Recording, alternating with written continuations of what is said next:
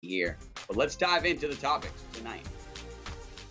Topic number one tonight is a sad one, to be honest, and it's RIP Sir Frank Williams.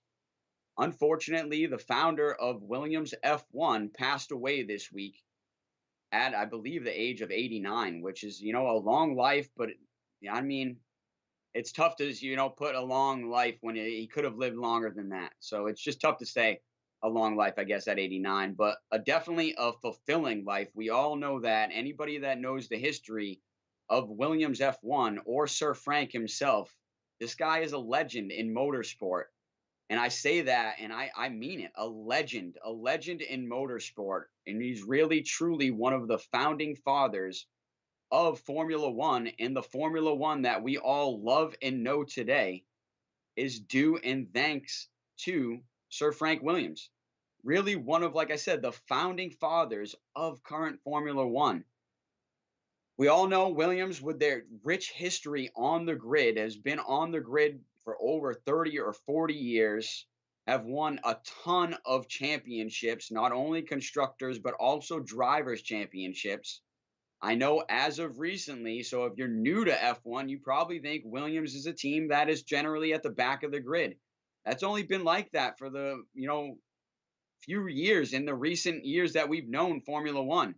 In many of the years past, Williams was up there at the front, fighting for championships and fighting for Formula One wins and Grand Prix wins on a weekly basis, led by Sir Frank Williams, the founder of the team and also the president of the team for many years. So I just want to give a shout out to all the great drivers that they've had in all those years or two that they had up front.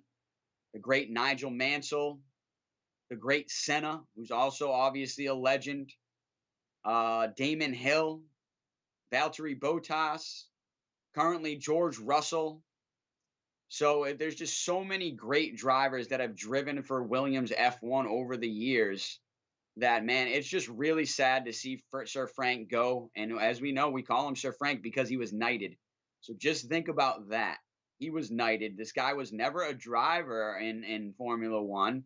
He was a team owner and a principal, and he helped develop the cars, and he helped develop some of the best cars in the early years of Formula One. And that's what made his team so good and so reliable every year. This guy was a genius for Formula One, an absolute legend that we will certainly miss. I mean, I know it was sad when Williams, the family, said that they were going to sell the team to the American, stock team here in America, Doralton Capital, who is the current owners of Williams. And they did a good job of actually, saying thanks for Sir Frank for what he's done for their team and just highlighting his life and what he's done for Formula One. So I do think the current owners did a great job with that.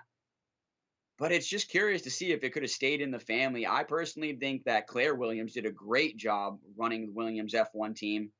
But I think there possibly could have been some other family members that maybe would have wanted to take over or I don't know. But they decided to sell the team last year, and that was the first time that we haven't seen Sir Frank on the grid. And maybe the family knew a lot more than we did going forward, and they've seen this coming. But unfortunate that the Williams family is no longer on the grid, but the Williams name still is, and hopefully it will live on forever as one of the greatest Williams F1 teams. Or I should say as one of the greatest F1 teams. But really, cheers to Sir Frank Williams, and rest in peace, sir. Let's move on to topic number two.